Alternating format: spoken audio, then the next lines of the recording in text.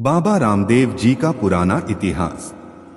नमस्कार दोस्तों, यहाँ पर राजस्थान के प्रसिद्ध लोक देवता बाबा रामदेव जी का जीवन परिचय विस्तार से बताया है। यहाँ पर हम बाबा रामदेव जी का इतिहास, जन्म, परिवार, विवाह, संतान, आरती आदि के बारे में विस्तार से जानेंगे। साथ ही इनके बारे में महत्वपूर्ण जानकारी भी जानेंगे। बाबा रामदेव जी का जीवन परिचय एक नजर में। नाम बाबा रामदेव जी, अन्य नाम रामसा पीर, रूणीचारा धणी, बाबा रामदेव। जन्म और जन्मस्थान चैत्र सुदी पंचमी, विक्रम संवत 1409, रामदेवरा। जीवित समाधि भादवा सुदी एकादशी, विक्रम संवत 1442, 33 वर्ष, रामदेवरा। समाधि स्थल रामदेवरा, रूणीचा नाम से विख्यात। पिता का नाम अजमल जी तंवर, माता का नाम मैनादे। भाई बहन भाई बीरमदेव, बहिनस गुना और लांछा। पत्नी नैतल दे। संतान सादोजी और देवोजी, 2 पुत्र। मुख्य मंदिर रामदेवरा, जैसलमेर, राजस्थान। प्रसिद्धि लोक देवता, समाज सुधारक। वंश तंवर। संप्रदाय पंथ कामडिया। धर्म हिंदू। घोड़े का नाम लियो। बाबा रामदेव जी का पुराना इतिहास। बाबा रामदेव की संपूर्ण कथा। युगों युगों से यह चलता आ रहा है कि जब भी पृथ्वी पर अधर्म, पाप, असृष्यता ने मृत्युलोक पर अपना साम्राज्य स्थापित किया, तब ईश्वर ने स्वयं प्रकट होकर पापों से पृथ्वी को मुक्त करवाया है।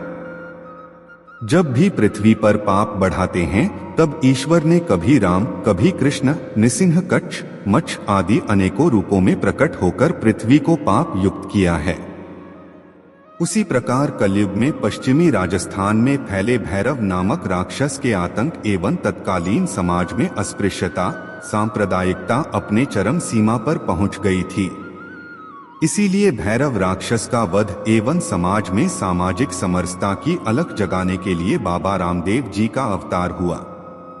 यूं तो भारतवर्ष विभिन्न धर्म संप्रदाय एवं जातियों का देश रहा है, जहां समय समय पर विभिन्न धर्म संप्रदाय के अपने अपने देवी देवता, पीर पैगंबर एवं सतीस्ती हुए हैं, तथा सभी धर्मों के अपने अपने पूजा स्थल, मंदिर, चर्च, मस्जिद एवं मकबरे उनके अनुयायियों की आस्था एवं श्रद्धा के केंद्र बने हुए हैं, जहां भक्तजन अपने अपने तरीके से उन आस्था के केंद्रों पर अपनी मनोकामना पूरी होने एवं मन्नत मांगने हेतु श्रद्धा सुमन अर्पित कर अपने आप को धन्य समझते हैं। मगर एक ऐसा पूर्ण महापुरुष जिसने जाति, धर्म, संप्रदाय, ऊंच नीच, अमीरी गरीबी का भेद मिटाकर मानव मात्र को प्रभु का रूप समझकर मानवता एवं सर्व धर्म संभाव का संदेश देकर कृष्ण के अवतार होने का एहसास कराया, जिसे मुसलमान रामसा पीर के नाम के मानकर उनकी समाधि पर शीश नवाते हैं, तो हिंदू कृष्ण अवतारी बाबा रामदेव मानकर अपने आप को पापों से मुक्त मानता है। परमाणु परीक्षण के कारण विश्व पटल पर अपनी अलग पहचान बना चुके पोकरण कस्बे से 12 किलोमीटर उत्तर दिशा में स्थित विख्यात नगरी रूणीचा धाम, जिसे लोग रामदेवरा कहते हैं, वहां पर प्रति वर्ष भादवा महीने की शुक्ला द्वितीया से अंतर प्रांतीय मेला शुरू होता है। यह मेला दूज से एकादशी तक लगता है। प्रचलित लोक गाथाओं के अनुसार अंतिम हिंदू शासक पृथ्वीराज चौहान को उनके नाना अनंतपाल तोमर द्वारा पूरा राजपाट अपने दोहिते पृथ्वीराज चौहान को सौंपकर तीर्थ यात्रा पर निकल गए। तीर्थ यात्रा कर वापस राजधानी दिल्ली आने पर सम्राट पृथ्वीराज चौहान द्वारा राजगद्दी वापस देने से मना कर देने पर धर्मप्रिय सम्राट अनंतपाल तोमर दिल्ली छोड़कर पाटन, सीकर आकर अपनी अलग राजधानी बनाई। उन्हीं अनंतपाल तोमर के वंशज अजमाल जी तंवर थे। अजमाल जी तंवर के कोई संतान नहीं थी। इस कारण राजा अजमाल एवं उनकी रानी मैनादे हर समय संतान नहीं होने के कारण बेचैन एवं दुखी रहते थे। अजमाल तंवर द्वारकाधीश भगवान कृष्ण के भक्त होने के कारण कई बार द्वारिका की यात्रा कर चुके थे। एक बार वर्षा के मौसम में अजमल जी सुबह सुबह शौचादि से निवृत्त होकर वापस अपने महल की ओर आ रहे थे, तो उन्हीं के गांव के किसान खेती करने के लिए अपने खेतों की तरफ जा रहे थे। सामने से अजमल जी तंबर को आते देखा तो किसान वापस अपने घरों की तरफ मुड़ गए। अजमल जी आश्चर्यचकित हो गए और किसानों को बुलाकर वापस घरों की ओर मुड़ने का कारण पूछा तो किसानों ने घबराकर यूं ही बीज, बैल, हल आदि पीछे भूल जाने का बहाना बनाया। मगर उस जवाब से अजमल संतुष्ट नहीं हुए और किसानों से कहा कि तुम जो भी बात हो सच सच बता दो, तुम्हें 7 गुनाह माफ है। तब किसानों ने बताया कि अन्नदाता आप निसंतान है और आपके सामने आ जाने के कारण अपशगुन हो गए हैं। अजमल जी पर मानो पहाड़ टूट गया और मन ही मन अपने आप को कोसते हुए भगवान द्वारिकाधीश का स्मरण कर कहा कि प्रभु, मैं जिस गांव का ठाकुर हूँ उस गांव के लोग मेरा मुंह तक नहीं देखना चाहते तो मेरा जीना बेकार है। यह सोच अजमल जी घर पहुँचे। अजमल जी को दुखी देखकर रानी ने कारण पूछा तो सब बात अजमल ने रानी को बताई तो रानी भी बहुत दुखी हुई, मगर अपने दुख तो अंदर दबाकर अजमल जी से कहा कि आप एक बार द्वारिका जाकर भगवान श्री कृष्ण से विनती करें, वह अपनी मनोकामना जरूर पूरी होगी। तब अजमल जी ने द्वारिका जाकर पागलों की भांति पुजारी से बोले कि बता तेरा भगवान कहाँ है, नहीं तो तुझे और इस पत्थर को मूर्ति दोनों को तोड़ दूंगा। तो पुजारी ने पागल समझकर कहा कि सागर में जहाँ पर वो सबसे तेज जल भंबर पड़ रहा है उस जगह समुद्र में भगवान आराम कर रहे हैं। तो अजमल जी को तो भगवान पर दृढ़ विश्वास था, इसलिए श्रद्धा थी और वे सीधे समुद्र में कूद गए। समुद्र में शेषनाग की शैया पर प्रभु के दर्शन कर अजमल जी भगवान द्वारिकाधीश से वर मांगा कि प्रभु, मेरी ही प्रजा मेरा मुंह तक नहीं देखना चाहती है, इसलिए मेरे भी आप जैसा सुंदर पुत्र रत्न हो।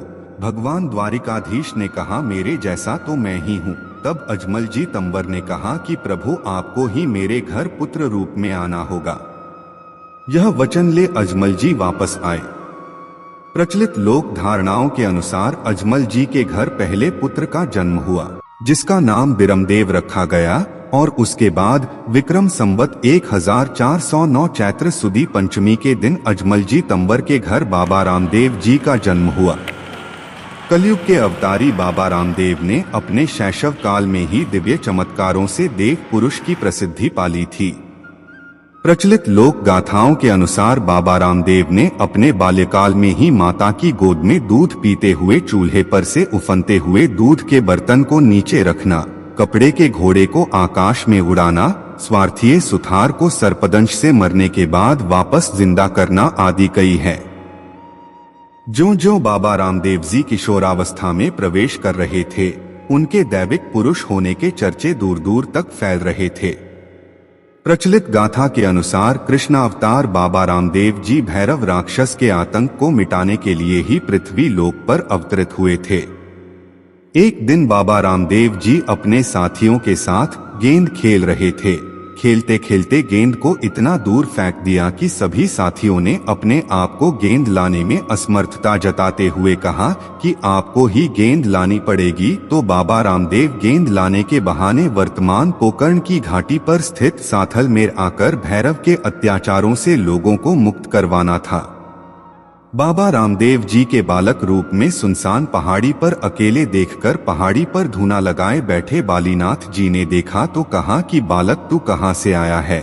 जहाँ से आया है वापस चला जा, यहाँ पर रात को भैरव राक्षस आएगा।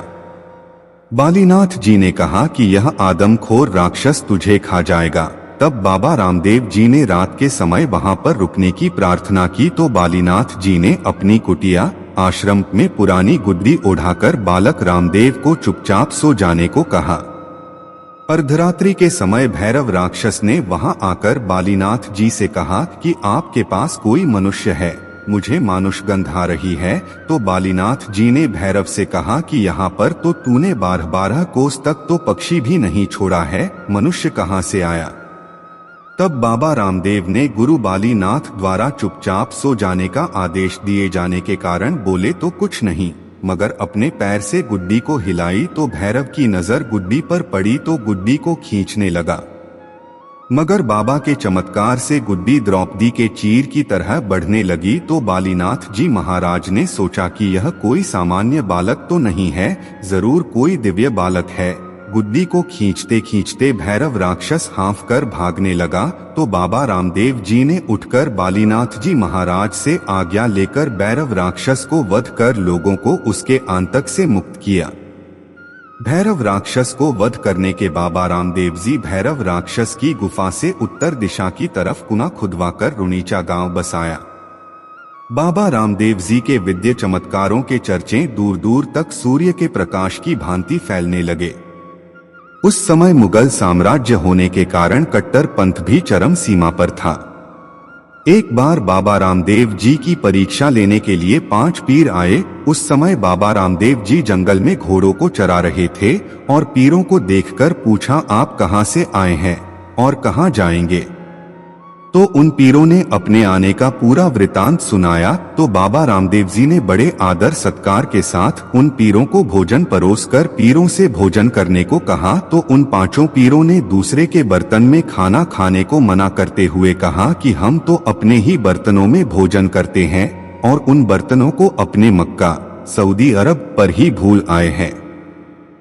तब बाबा रामदेव जी उनके द्वारा परीक्षा लेने की बात को समझते हुए तुरंत हाथ पसारा और वही कटोरे उन पीरों को दिए और कहा कि अपने अपने कटोरे को पहचान कर ले लो। तो उन पीरों ने नमन करते हुए कहा कि हम तो पीर हैं, आप पीरों के भी पीर कहकर रामसापीर की उपाधि दी और कहा कि आज से मुसलमान भी आपको रामसापीर के नाम से मानेंगे। तब पीरों द्वारा भोजन करने के बाद दातुन करके दातुन की लकड़ियों से लगाई गई 5 पीपलियों के अवशेष आज भी रामदेवरा से पूर्व दिशा में 10 किलोमीटर 5 पीपली स्थान पर दूर मौजूद है। वहां पर भी कई यात्री दर्शनार्थ जाते हैं। बाबा रामदेव दिव्य पुरुष होने के साथ साथ एक महान समाज सुधारक और अछूतोद्वारक भी थे। उस समय अस्पृश्यता एवं सांप्रदायिकता ने समाज को बुरी तरह जकड़ रखा था, मगर बाबा रामदेव ने क्षत्रिय कुल में जन्म लेकर भी अछूत समझी जाने वाली जातियों को गले लगाया। उनके घरों में जाकर उनके साथ भजन सत्संग करना, दलित और हीन समझने जाने वाले लोगों के साथ उठने बैठने को लेकर उनके रिश्तेदारों तक ने उनके यहाँ आना जाना व बोलना बंद कर दिया था। मगर बाबा रामदेव जी ने इन सब की परवाह किए बिना सामाजिक कुरीतियों से जारी रखा। उसी के फलस्वरूप अछूत समझी जाने वाली बाबा की अनन्य भक्त मती डालीबाई ने बाबा रामदेव से पहले समाधि ली। आज बाबा के भक्तों की संख्या पिछड़ी समझी जाने वाली जातियों में अधिक है।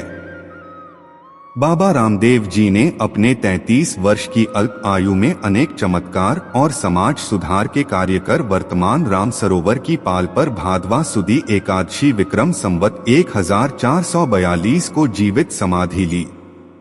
बाबा रामदेव जी का अवतार और परिवार। बाबा रामदेव जी का अवतार चैत्र सुदी पंचमी विक्रम संवत 1409 को राजस्थान के जैसलमेर जिले के रामदेवरा में हुआ था। इनके पिता का नाम राजा अजमाल जी और माता का नाम रानी मैनादे था। रामदेव जी के एक बड़े भाई थे जिनका नाम बीरम देव था तथा 2 बहनें भी थी जिनका नाम सगुना और लाछा था। सगुना बाई का विवाह पुंगलगढ़ के पड़िहार राव विजय सिंह के साथ हुआ था।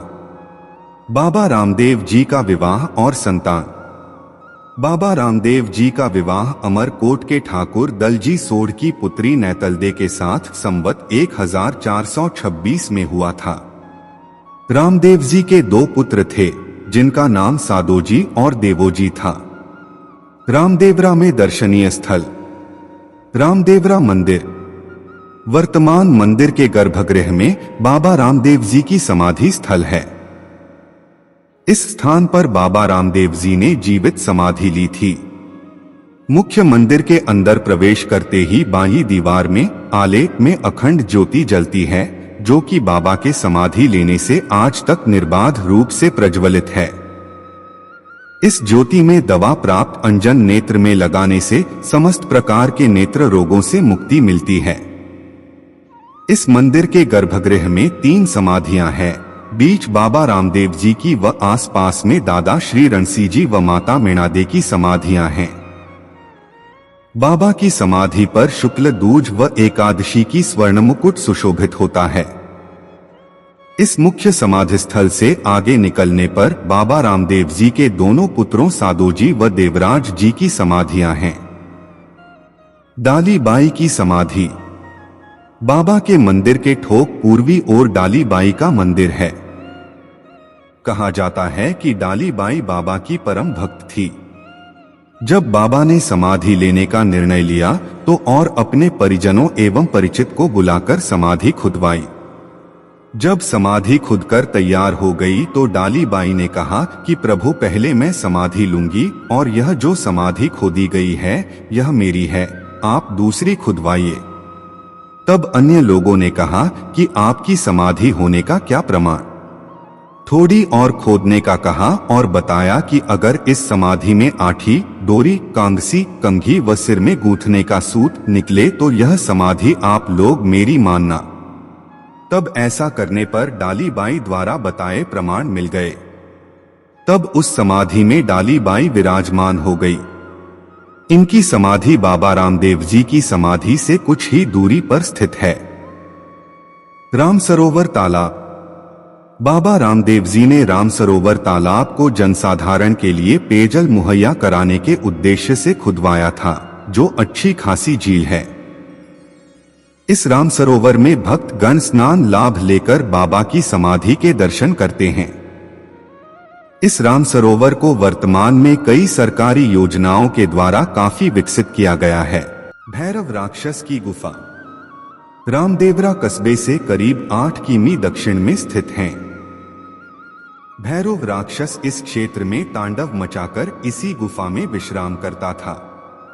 यही बाबा ने भैरव राक्षस को नियंत्रित करके क्षेत्र की जनता को उसके भय से मुक्त किया था। इस गुफा तक जाने के लिए मेले में जीपें मिलती है व वर्तमान में यह स्थान सड़क मार्ग द्वारा शहर से जुड़ गया है। यदि आपने पूरी वीडियो देखी है तो कमेंट में जय बाबा रामदेव जरूर लिखें और सब्सक्राइब करें। आगे आप श्री की इच्छा। धन्यवाद।